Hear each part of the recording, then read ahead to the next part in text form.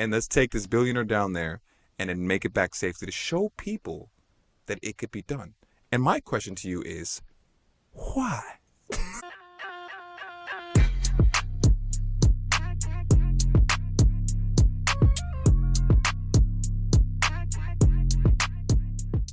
What's up, everybody? Welcome back to the Giyohnly1 Podcast. Thank you again for coming back. Thank you for subscribing, for liking, sharing, all of the above. Let's get right into the first topic. First topic. Another thrill-seeking businessman is diving to the Titanic wreck. Meet Ohio billionaire Larry Connor. Larry, what are you doing? A luxury real estate billionaire who has traveled to the deepest point on Earth and to the International Space Station will reportedly find his next thrill miles beneath the surface of the ocean on a two-person submersible to explore the Titanic wreck.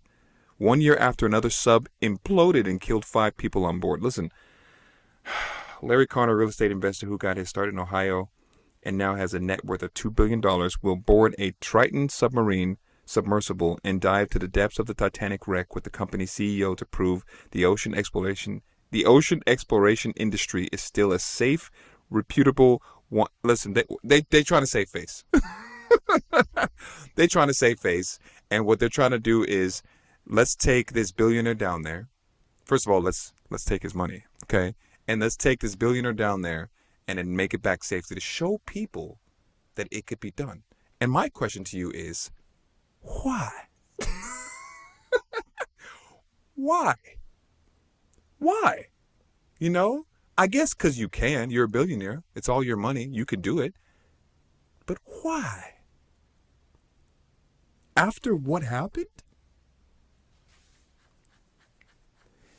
It's not smart in my book. Does he have a family? He's got to have a family. His family's got to be like, Dad, what the fuck? Dad, no. Dad, what are you doing? You know what I'm saying? His wife? Somebody's got to talk sense to this guy. I don't know. At the end of the day, it's your money. You can do whatever you want with your money. I just think it's dumb. I don't think it's very smart. And also, why? Why? Why do you want to see who wants to see the Titanic, bro? Were there any black people on the Titanic? Because if there weren't, I don't give a fuck. I don't care. I don't even care about shipwreckage, to be honest with you. Black people or no black people on the ship, I don't give a damn about the shipwreckage. Listen, I wouldn't give a damn about going and seeing the slave ships that crashed. I don't want to see that shit. Not in the submarine. Hell no. Play that shit on Netflix. Show me the documentary. I'll watch the documentary. But why would I want to go down there? I don't know.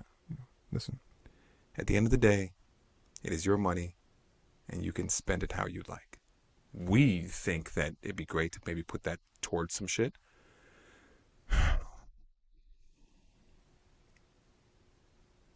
This is why I created that series on my TikTok and Instagram called Why the Whites Wonder.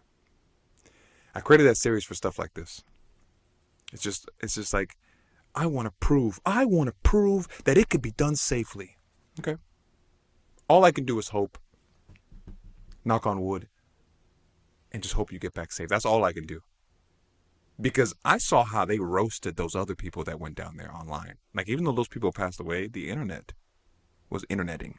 Okay? The internet was roasting them for going down there because it's like, why?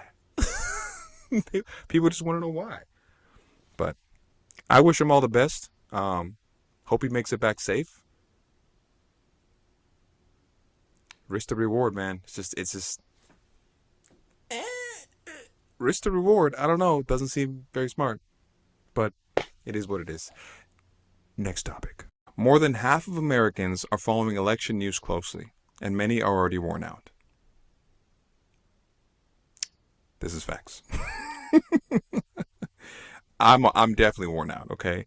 A majority of Americans say they are closely following news about the 2024 U.S. presidential election, a slightly higher share than in April 2020.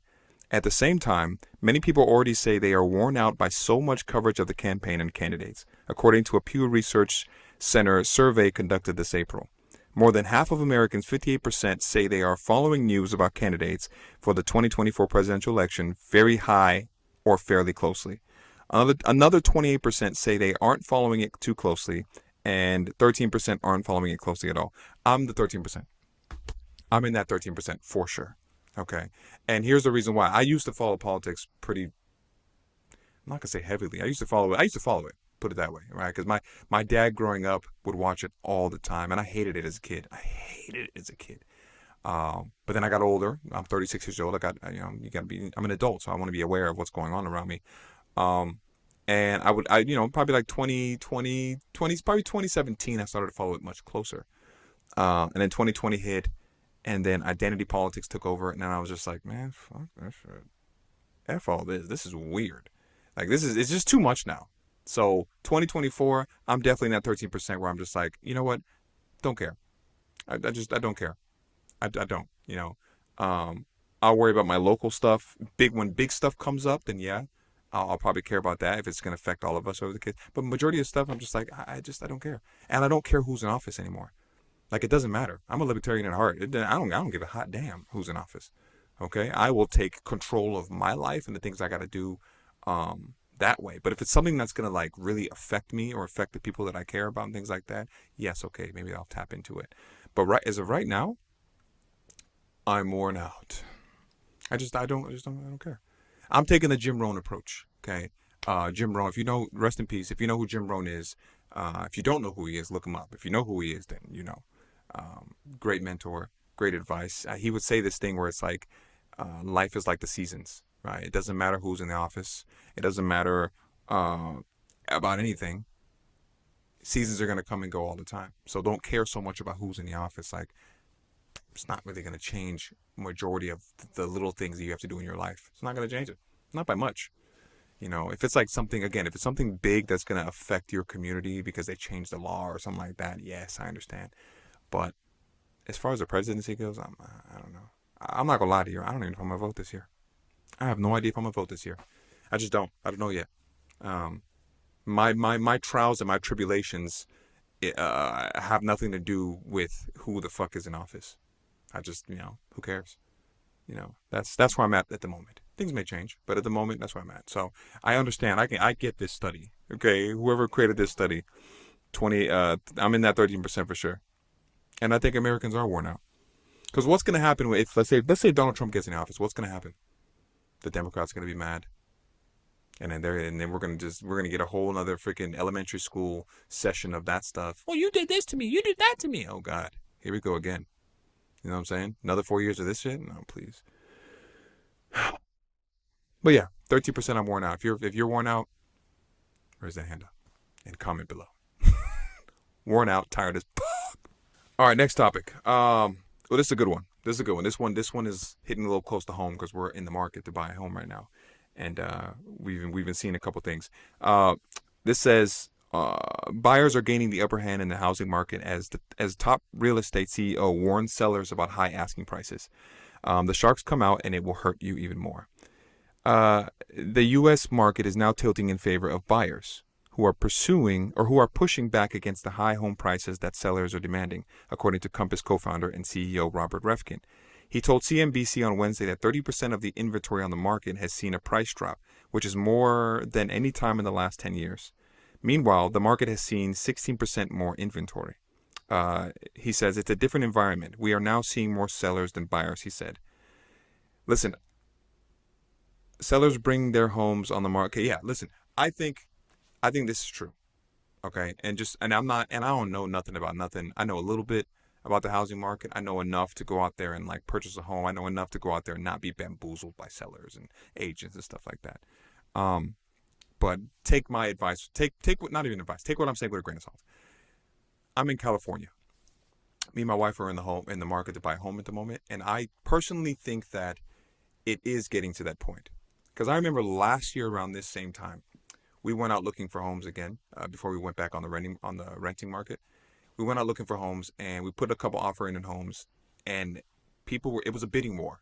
People were everywhere. Every open house we went to, it was packed, nuts. This year, we went out looking. There's not a lot of people at open houses. There was not a lot of people at all. There's more inventory for sure. I can feel it.